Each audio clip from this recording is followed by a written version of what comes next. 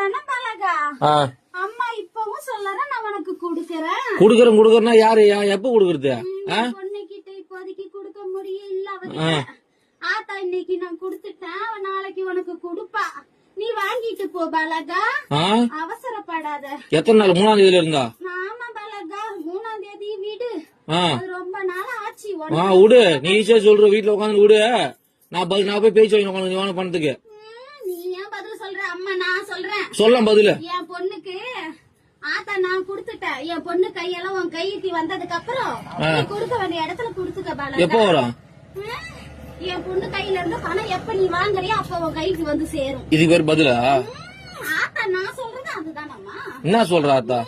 அம்மா இன்னைக்கு கொடுத்திருக்க, நாளைக்கு என் பொண்ணு கையால நீ வாங்கிட்டு போ பாலகான்னு சொல்றேன். நாளைக்கு? ஆமா பாலகா. எத்தனை நாளா பாலகா இது?